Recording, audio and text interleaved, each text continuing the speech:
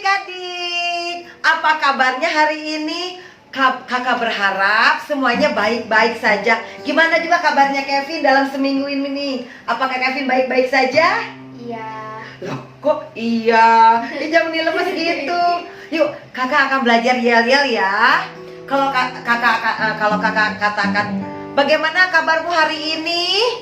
Nanti adik-adik jawab ya. Bersama Yesus, aku dan kau luar biasa. Yes, yes, yes. Yuk coba lagi ya ke Kevin ya. Apa kabarmu hari ini Kevin? Bersama Yesus, aku dan kau luar biasa. Yes, yes, yes.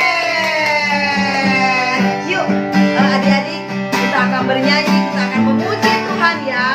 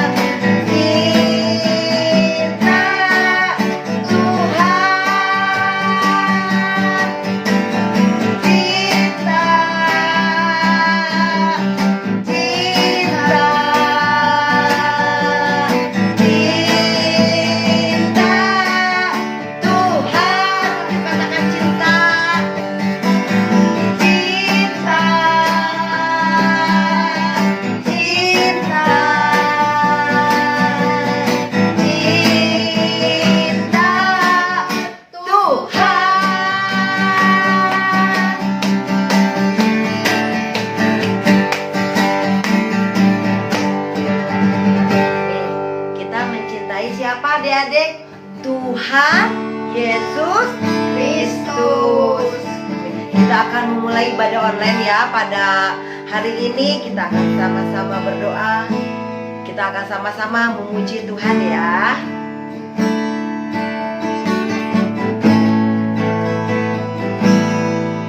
Saat pagi hariku datang lagi,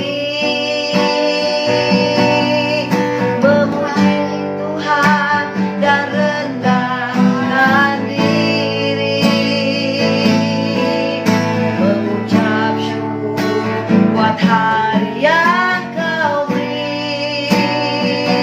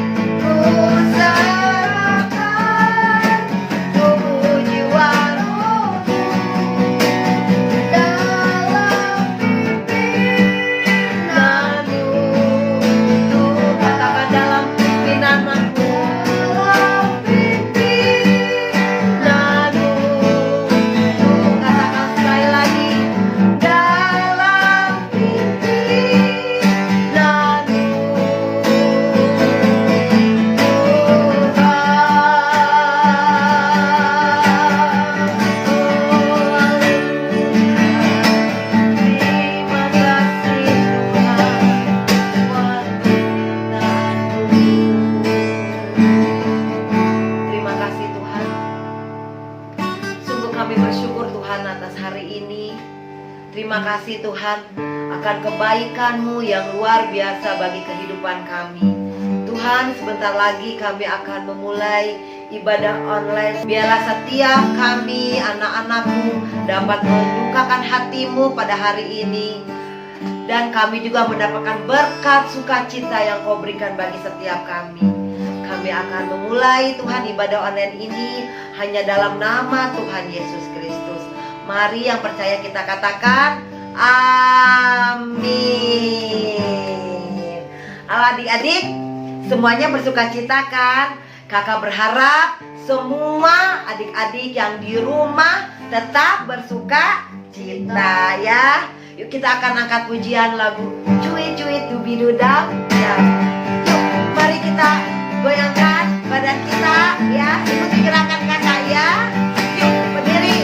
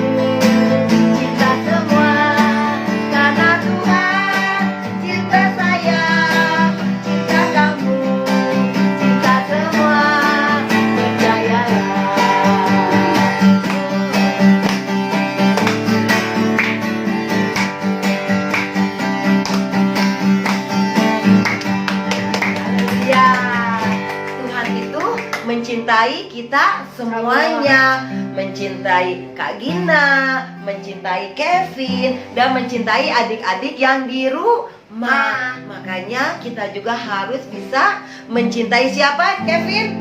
Tuhan Yesus ya. Nah, sebentar lagi kita akan mendengarkan firman Tuhan. Kita sama-sama berdoa, kita akan sama-sama memuji Tuhan ya.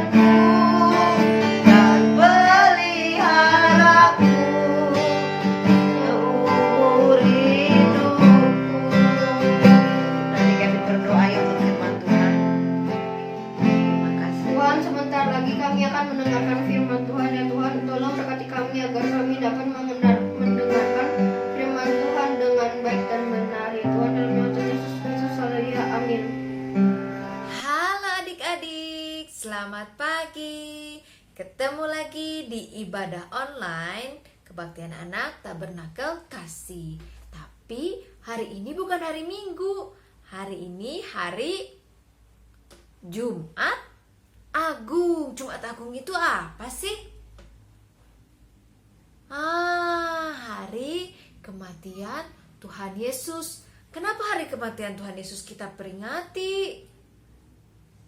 Karena kematian Tuhan Yesus merupakan puncak atau tujuan dari Tuhan Yesus datang ke dunia ini. Memangnya tujuan Tuhan Yesus datang ke dunia ini untuk apa sih? Untuk mati. Untuk mati, tapi bukan mati karena tua, bukan mati karena berbuat jahat, bukan juga mati karena hal-hal yang lain.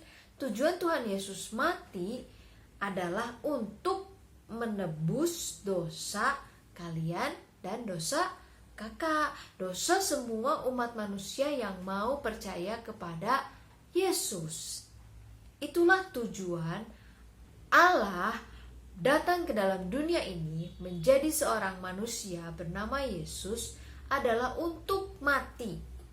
Untuk mati, untuk menebus dosa manusia. Itulah tujuan Yesus datang ke dunia ini. Itulah tujuan Allah menjadikan Yesus datang ke dunia ini menjadi manusia untuk mati dan menebus dosa manusia. Makanya kematian Yesus di atas kayu salib diperingati oleh kita yang percaya kepada Yesus sebagai Tuhan dan Juru Selamat kita. Jadi tahu ya, kenapa kita memperingati kematian Tuhan Yesus? Karena kematian Tuhan Yesus adalah untuk menyelamatkan kalian dan kakak.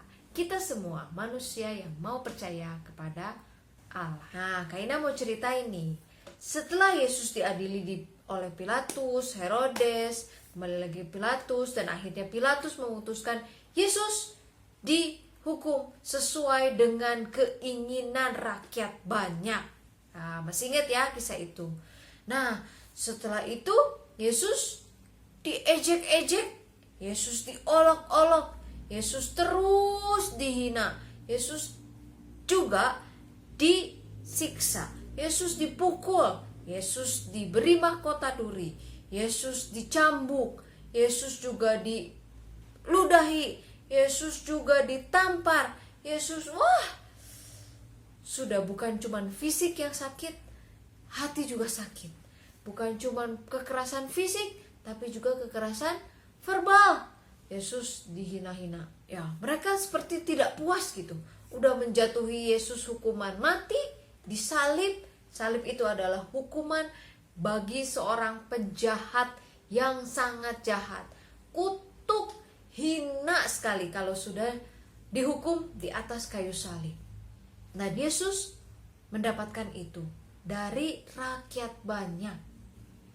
Nah, ada kejadian yang unik ketika Yesus, setelah Yesus digantung di atas kayu salib, setelah Yesus dipaku di atas kayu salib, ada hal yang terjadi yang tidak biasa.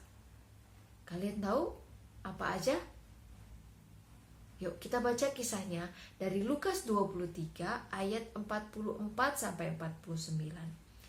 Sambil kita buka Lukas 23 ayat 44 sampai 49, kita dengerin kisahnya sama-sama ya.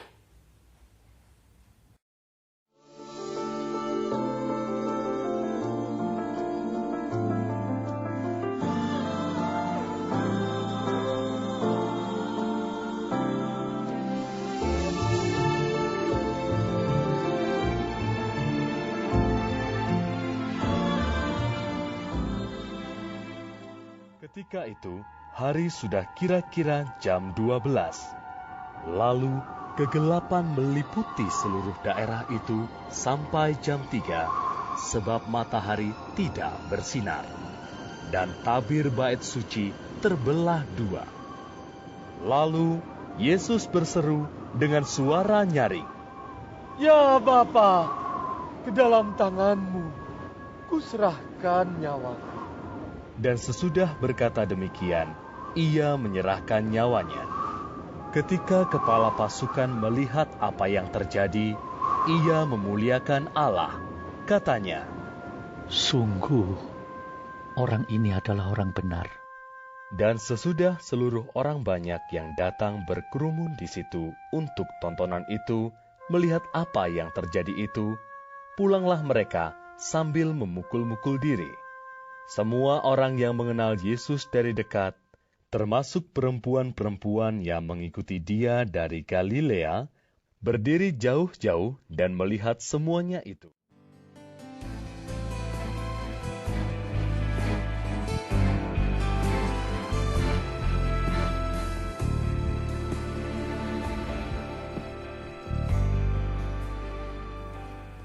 Nah, jadi ada beberapa kejadian unik ya yang terjadi ketika Yesus mati di atas kayu salib. Apa aja itu? Yuk, tadi kan kita sudah dengerin kisahnya dari Lukas 23 ayat 44 sampai 49 ya. Sekarang kita baca Lukas 23 ayat 44. Apa yang terjadi ketika Yesus mati? Lukas 23 ayat 44.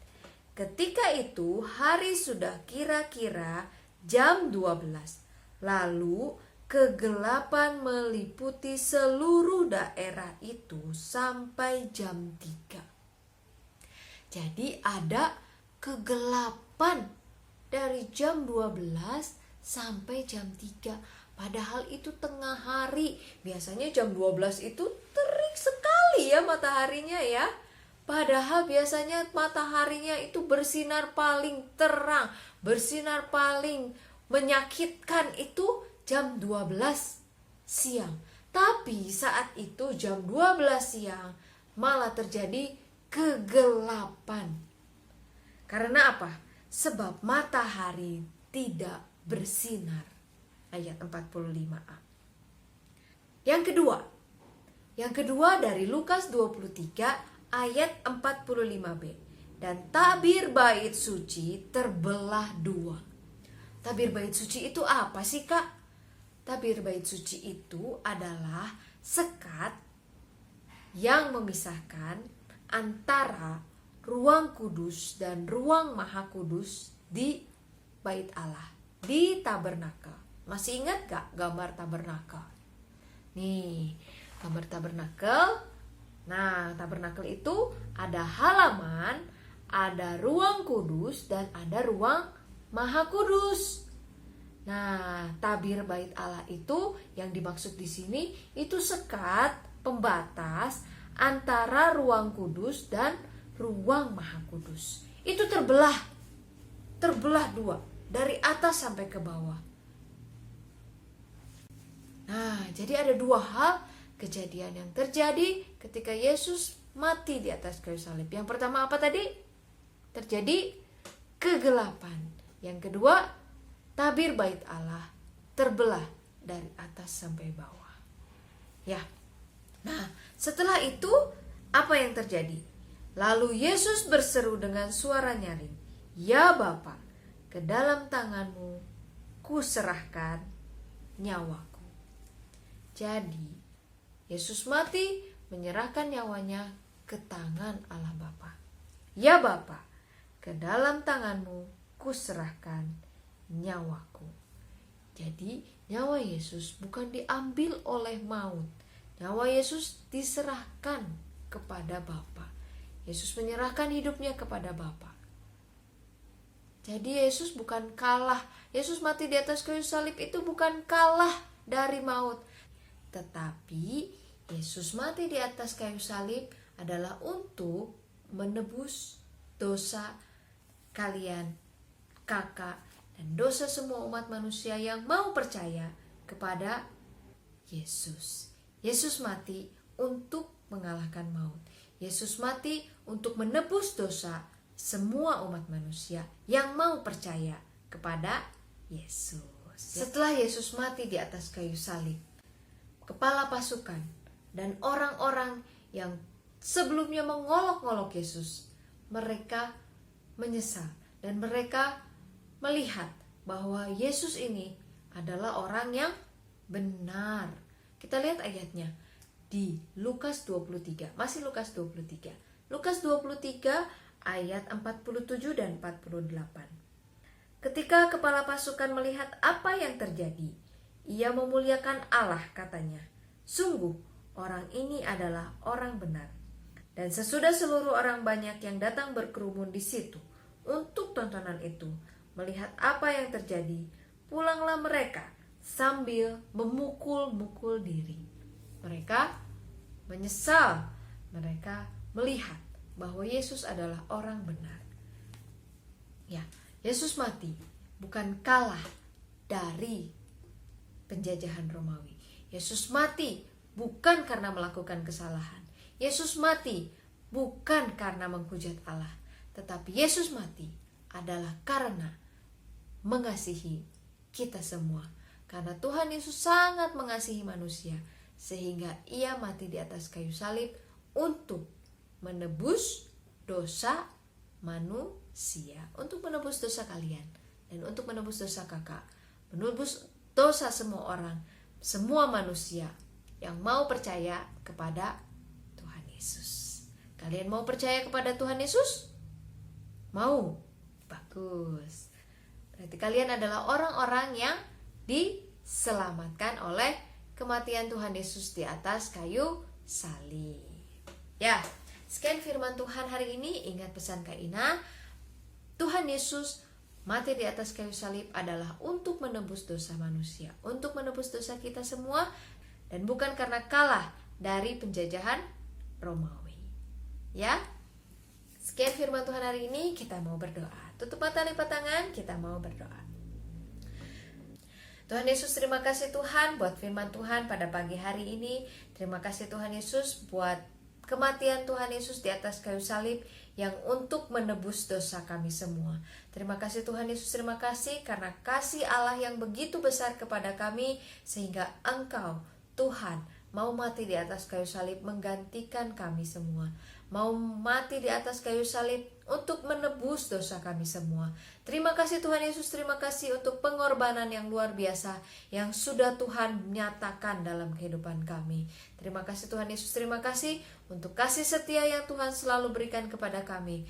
Tolong kami Tuhan supaya kami dapat sungguh-sungguh percaya akan kematian Tuhan Yesus dan sungguh-sungguh percaya kepada Tuhan Yesus sebagai Tuhan dan Juru Selamat kami. Terima kasih Tuhan Yesus, terima kasih. Kami mengucap syukur pada pagi hari ini karena firman Tuhan sudah kami dengar, karena Tuhan sudah menyelamatkan kami. Pegang terus kehidupan kami supaya kami tetap teguh berpegang kepada firman Tuhan, tetap teguh berpegang kepada Tuhan Yesus Kristus. Terima kasih Bapa, hanya di dalam nama Tuhan Yesus Kristus kami sudah berdoa dan mengucap syukur. Haleluya, amin. Sampai jumpa di ibadah Paskah hari Minggu besok ya. Tuhan Yesus memberkati. Dadah.